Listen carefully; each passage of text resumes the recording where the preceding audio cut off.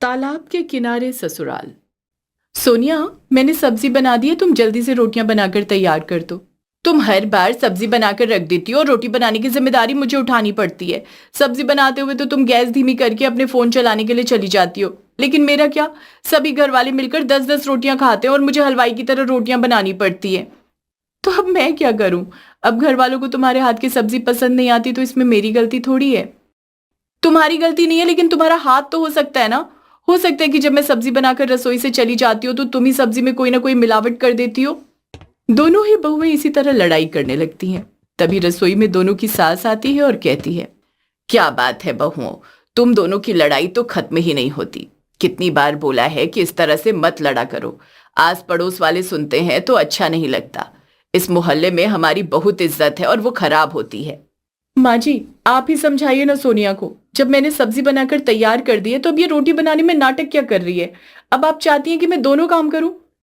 माँ जी, ये तो सब्जी बनाकर इधर उधर काम करने चली जाती है, लेकिन मुझे रोटियां बनाने के लिए पसीने में बेहाल होना पड़ता है। आप जानती है ना गर्मी कितनी हो रही है। मैं सोच रही हूँ कि चावल बना देती हूँ। ऐसे कैसे चावल बना दोगी? सब लोगों को रोटी खाने का मन है तो रोटी ही बनेगी। माँ जी, ये ऐसे नहीं मानने वाली। आप हम दोनों को अलग क्यों नहीं कर देती? सुन रही है माँ जी? मुझे तो अब इस घर में आए हुए 1 महीना हुआ है और ये 1 साल में ही अलग होने की बात कर रही है।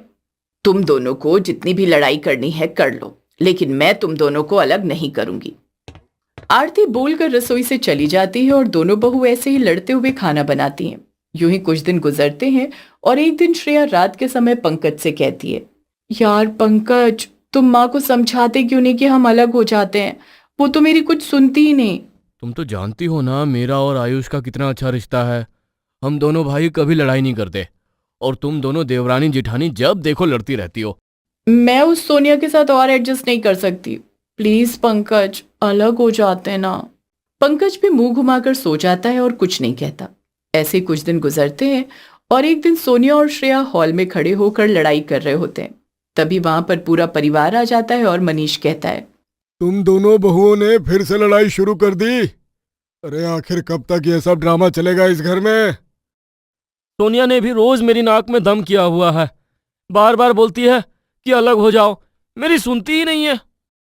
ये सब सुनकर आरती को बहुत ज्यादा गुस्सा आता है। अभी तक तो वो कुछ नहीं कह रही थी, क्योंकि ये सब कुछ उसे लग रहा था बस वही झेल रही है।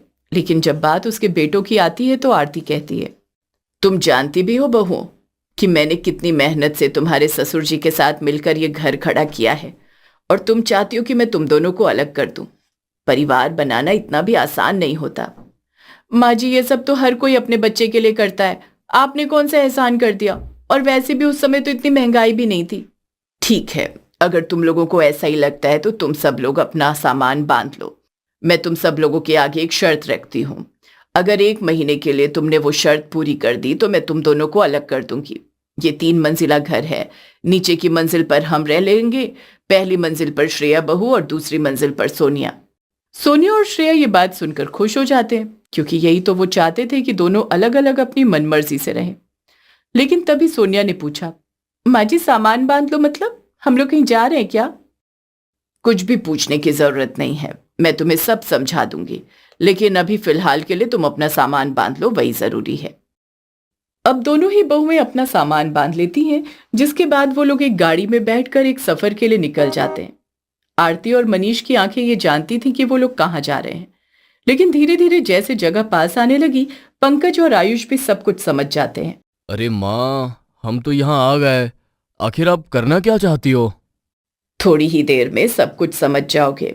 अब ऐसे ही आरती अपने परिवार के साथ एक जगह पर उतरती है जहां पर आसपास एक बड़ा सा तालाब था और वहीं पर एक जर्जर सी झोपड़ी बनी हुई थी। आरती अपने परिवार के साथ उस झोपड़ी के पास जाती है। श्रेया ने पूछा, हम कहाँ आ गए हैं? कुछ समझ नहीं आ रहा, और हम इतना सारा सामान लेकर यहाँ पर क्यों आए हैं? अब सुनो दोनों बहुओं, तुम दोनों अलग होना चाहती थी ना। यहीं से मैंने अपने सफर की शुरुआत की थी। तब तुम्हारे पिताजी के पास कुछ भी नहीं था, तो ये और मैं इसी तालाब के किनारे छोटी सी झोपड़ी में रहकर मछलियां पकड़ा करते थे। और जीवन के संघर्षों से हमने वो गांव के बाजार वाला घर बनाया जिसे तुम बंटवारा करना चाहती हो।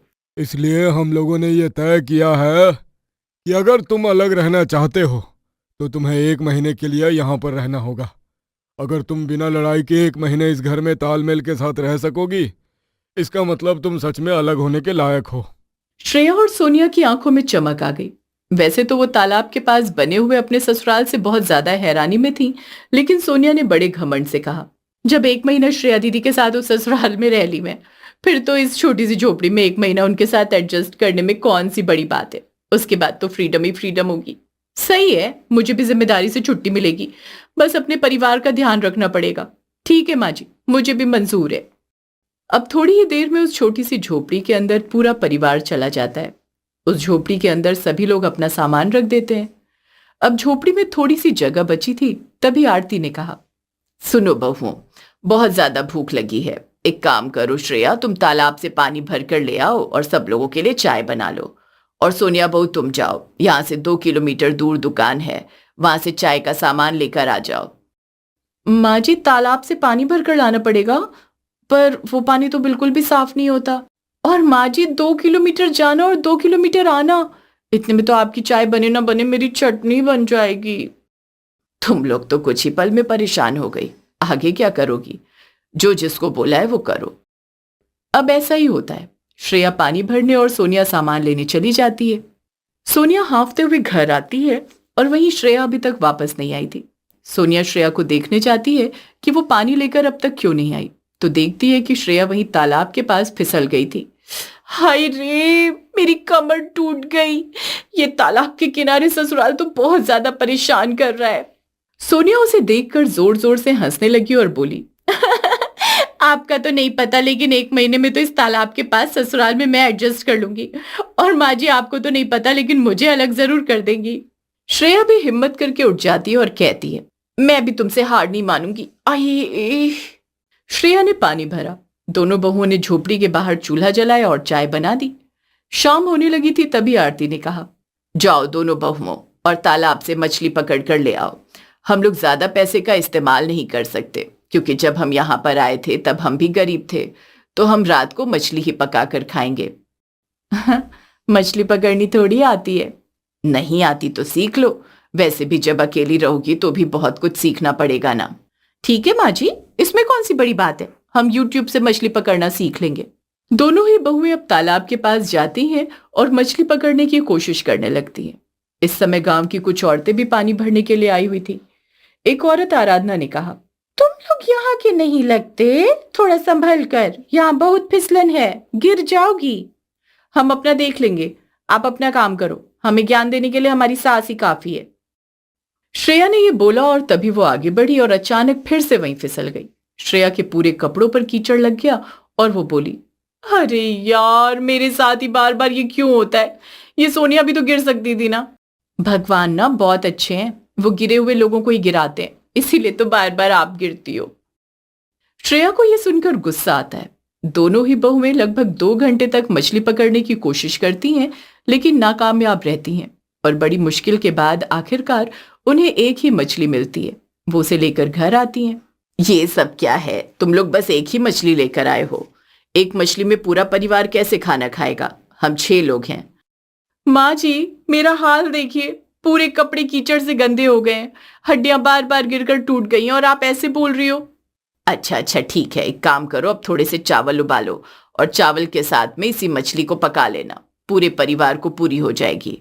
और कल दिन में फिर से मछली पकड़ने जाना है तो थोड़ी तैयारी कर लेना।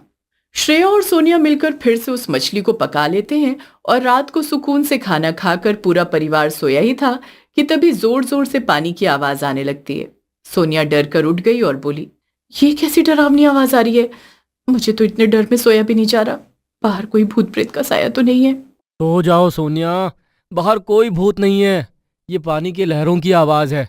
जब हम छोटे थे और यहाँ रहा करते थे तो हमें इन सब आवाजों की आदत थी। अब तो ये सारी आवाज सुनकर बहुत सुकून मिल रहा है। तुम सुकून की बात कर रहे हो, मैं तो सो भी नहीं पा रही। वहीं दूसरी तरफ श्रेया का भी बुरा हाल था। तालाब के पास ससुराल होने की वजह से बहुत सारे मच्छर झोपड़ी के अंदर घुस आए थे। श्रेया बार बार ताली बजाकर मच्छर मार रही थी। तभी पंकज ने गुस्से में कहा, हाँ हाँ, हैप्पी बर्थडे टू यू। अब सो जाओ प्लीज, ये ताली बजाना बंद कर दो। कोई माता का जगराता है क्या? तुम्हें लगता है कि रात के 2 बजे मुझे ताली बजाने का शौक चढ़ा है? अरे देखो तो कितने मच्छर हैं, पता नहीं तुम कैसे सो पा रहे हो। शुरू के दिनों में हमने यहाँ पर बहुत ज़्यादा स्ट्रगल किया है, इसलिए मच्छरों से भी दोस्ती है मेरी। ये सिर्फ नए लोगों का खून पीते हैं या फिर उन लोगों का जो दूसरों का खून पीते हैं। चुपचाप सो जाओ, वरना मुझसे बुरा कोई नहीं होगा। पंकज अब चुपचाप सो जाता है। तालाब के किनारे जो बहू का ससुराल था उसमें एडजस्ट करने में उन्हें बहुत दिक्कत हो रही थी। आज तीसरा दिन था और सोनिया ने कहा, देखिए जेठानी जी, अगर हम सबको अलग होना है तो कुछ दिनों के लिए अपनी दुश्मनी को भूलकर एक दूसरे के साथ बड़े प्यार से रहना होगा। ठीक है, मुझे मंजूर है, बताओ क्या प्लान है। देखो, अब अगर आप दोबारा गिरोगी तो मैं बिना हंसे आपको उठा दूंगी। मैं बाहर जाकर 4 किलोमीटर चलकर बाजार से सामान लेकर आ जाऊंगी और आप मछलियां पकड़ लेना ताकि आयुष जी, पंकज जी और ससुर जी उसे बेचकर पैसे ला सके। कुछ दिनों की बात है। ठीक है, मुझे नहीं पता था कि तुम भी समझदारी की बातें कर सकती हो। अभी बताया जेठानी जी, अगर अलग होना है तो एक दूसरे का मजाक उड़ाना बंद कर दो, वरना अगर मैं आपके चेहरे के ऊपर बोलने को आ गई तो जो मच्छरों ने आपके चेहरे पर इतने सारे चांद सितारे बना दिए ना, उसके बारे में बहुत कुछ बोल सकती हूँ। कुछ दिनों के लिए दोनों बहू की दोस्ती हो जाती है। दोनों ही समय से तालाब से पानी भर लाया करती, मछलियां पकड़कर घर के आदमियों को बेचने के लिए दे दिया करती। सोनिया रात के समय मछली भात और दोपहर के समय मच्छी करी रोटी के साथ बनाकर तैयार कर दिया करती। ऐसे ही 15 दिन बीत गए और आरती ने कहा, क्या बात है, तुम दोनों बहुओं की तो बहुत अच्छी जमने लगी। जब इस बुरे माहौल में तुम दोनों की इतनी अच्छी जम सकती है तो उस घर में तो तुम्हें सारा सुकून था, फिर भी तुम लोगों से ढंग से काम नहीं होता था।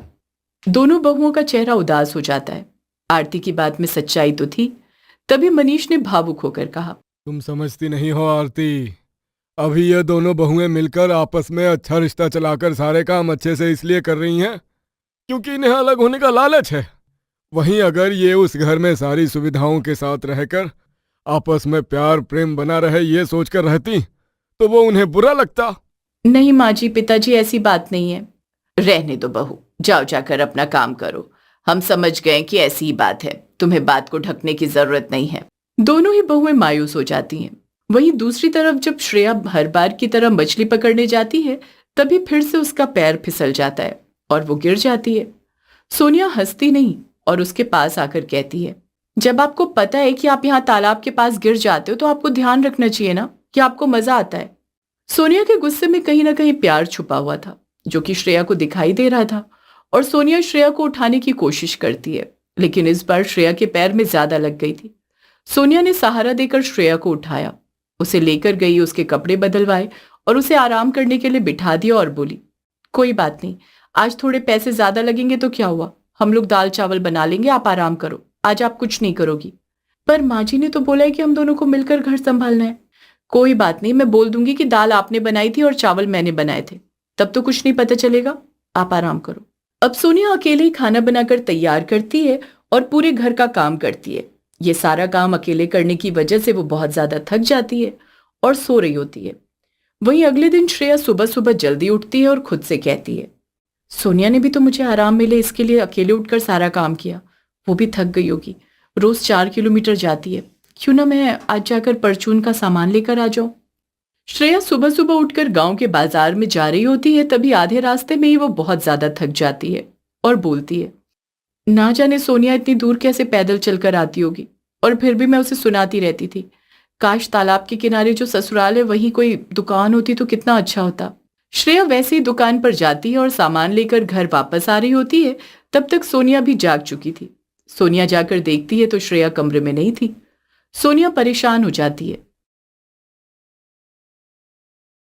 ना जाने अभी जेठानी जी कहाँ चली गई, कहीं फिर से दर्द वाले पैर के साथ पानी भरने तो नहीं चली गई। झोपड़ी के बाहर आती है तो वो देखती है कि श्रेया सामान लेकर घर आ रही थी। उसे देखते ही सोनिया ने गुस्सा करते हुए कहा, जेठानी जी, जब आपके पैरों में दर्द था तो क्या जरूरत थी आपको दुकान पर जाकर ये सामान लेकर आने की। कल तुमने भी तो सारा घर अकेले संभाला था ना, मैंने सोचा कि मैं सामान लेकर आ जाऊंगी तो कम से कम तुम्हें दूर पैदल चलकर जाना नहीं पड़ेगा और तुम्हारा समय बच जाएगा। सोनिया और श्रेया दोनों की आंखों में आंसू आ जाते हैं, लेकिन दोनों ही इस बात को स्वीकार करने के लिए तैयार नहीं थी कि दोनों के बीच में अब भावनाएं और रिश्ते बढ़ रहे थे। वहीं आरती ये सब कुछ दूर से देखती और कहती हैं, मुझे नहीं पता कि मेरी दोनों बहुएं अब अलग होंगी या एक दूसरे के साथ रहेंगी, लेकिन मैं ये जरूर जानती हूँ कि इनका रिश्ता बहुत मजबूत और गहरा हो गया है। आरती की भी आंखें छलक आती हैं। ऐसे ही अब घर में आखिरी रात थी। आरती ने दोनों से कहा, आज तुम दोनों आराम करो। आज मछली पकड़ने के लिए मैं जाऊंगी और खाना भी मैं बनाऊंगी। ऐसे कैसे माँ जी? आप अकेले काम करेंगे और हम आपको देखेंगे? हमसे तो निवाला खाया ही नहीं जाएगा। एक काम करिए, हम भी आपके साथ चलते हैं। अब श्रेया और सोनिया भी आरती के साथ जाती हैं। वो देखती हैं कि आरती ने जाल तालाब में डाला और थोड़ी ही देर में 10-12 मछलियां जाल में आ गई। उसने वो सारी मछलियां बाल्टी में रखी। उसे देखकर सोनिया हैरान रह गई। आपके हाथों में कोई जादू है क्या, जो मछलियां खुद ही खिंची चली आई? श्रेया दीदी तो रोज 1-2 मछली पकड़ लेती थी, तो वो भी बहुत बड़ी बात थी। ये सब कुछ कला होती है। इतने सालों तक तुम्हारे ससुर जी के साथ मिलकर मेहनत की है। वो बाजार में जाकर मछलियां बेचते थे, मैं यहाँ घर भी संभालती थी और मछलियां पकड़कर तैयार रखती थी, ताकि वो एक दिन में 2-3 चक्कर लगाकर मछलियां बेच सकें। माँ जी, आपने तो अपने जीवन में बहुत मेहनत की है। सच में आप तो आने वाली पीढ़ी के लिए प्रेरणा हो। थोड़ी ही देर में श्रेया और सोनिया आरती के साथ घर वापस आ जाती हैं, क्योंकि मछली जल्दी पकड़ ली गई थी। अब आरती खुद ही चूल्हा जलाती है और उन मछलियों पर मसाला लगाकर उन्हें फ्राई भी कर देती है। थोड़ी देर में चावल चढ़ा देती है। मछली की खुशबू पूरे घर में फैल जाती है और मनीष ने कहा, आरती, आज खाना तुमने बनाया है ना? खाने की खुशबू से ही पता चल रहा है इतने सालों पुरानी याद ताजा हो गई। माँ, आपके हाथों के स्वाद का मुकाबला तो कोई नहीं कर सकता। आखिर ऐसा भी क्या स्वाद है माँ जी के हाथों में जो सब लोगों को इतना पसंद आ रहा है? ये सब लोग ऐसे ही इतनी तारीफ कर रहे हैं।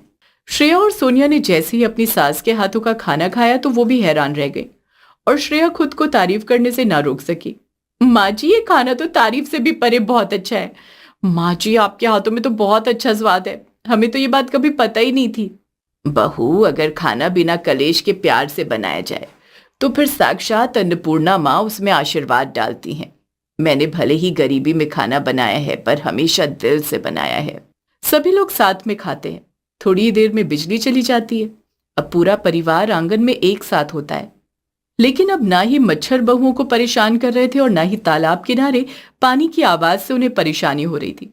सोनिया, सच में बहुत सुकून मिल रहा है इस तालाब के किनारे ससुराल से। जब पहले नानी के घर जाते थे ना अपने परिवार के साथ, तो बिल्कुल ऐसे ही सुकून मिलता था। अभी तो हमें माँ जी से बहुत कुछ सीखना बाकी है। फिर हम अलग होने के बारे में कैसे सोच सकते हैं? वहीं दूसरी तरफ अगली सुबह आरती अपना सामान बांधकर बैठी हुई थी। श्रेया और सोनिया उसके पास गए और श्रेया ने कहा, ये सब क्या है माँ जी? अपना सामान बांधकर क्यों बैठे हुए हो? आप कहीं जा रहे हो क्या? बाबू, तुम दोनों ने अपनी 1 महीने की शर्त को पूरा कर दिया। अब हम वापस अपने गांव वाले घर चलते हैं और हम उसका बंटवारा कर सकते हैं। मुझे कोई ऐतराज नहीं। उसकी बात सुनकर दोनों बहुएं उदास हो जाती हैं और श्रेया ने कहा, लेकिन मुझे ऐतराज है माँ जी, क्योंकि मैं नहीं चाहती कि मेरे आने वाले बच्चे बिना अपने दादी की छाया के पलें। माना कि हम लोग एक ही छत के नीचे रहेंगे, लेकिन जैसे ही मंजिल अलग होगी, ऐसे ही दिलों के बीच की दूरियां भी बढ़ जाएंगी। मैं भी अब आपसे और जेठानी जी से अलग नहीं होना चाहती, क्योंकि इस घर में तालाब के किनारे रहकर मैंने ये जाना है कि रिश्ते सिर्फ वो नहीं होते जो हमें खुशियों में साथ दें, वो होते हैं जो हर गम में भी साथ खड़े रहें। आरती ये सुनती है तो उसकी आंखों में आंसू आ जाते हैं और तभी वहां पर मनीष, आयुष और पंकज आ जाते हैं। पंकज ने हंसते हुए कहा, माँ, आखिर आपकी तरकीब काम कर गई। आपकी दोनों बहुओं को अकल आ गई और रिश्तों का महत्व भी पता चल गया। यह सब तुम्हारी वजह से ही हुआ है आरती। जब हमारे दोनों बेटों ने बताया कि उनकी पत्नियां अलग होने के लिए उन्हें परेशान कर रही हैं, तो तुमने ये तरकीब लगाई और तालाब किनारे बसे हुए इस ससुराल को खरीद लिया। श्रेया और सोनिया ये सुनकर हैरान हो जाते हैं और श्रेया ने पूछा, तालाब किनारे ससुराल खरीद लिया मतलब? मैं कुछ समझी नहीं। यही बहू कि मुझे मछलियां पकड़नी इसलिए आती हैं क्योंकि मैं एक मछुआरे की बेटी हूं, पर मेरा ससुराल खानदानी अमीर था। मैंने शादी के बाद कोई संघर्ष नहीं किया है। दरअसल पंकज और आयुष तुम दोनों से परेशान थे। हम जानते थे कि आज नहीं तो कल तुम लोग पूरे घर के आगे बगावत करके अकेले रहने की बात करोगी, इसलिए हमने ये सारा प्लान बनाया और ये घर खरीद लिया। मैंने कभी नहीं सोचा था कि आप लोगों में भी इतना दिमाग हो सकता है।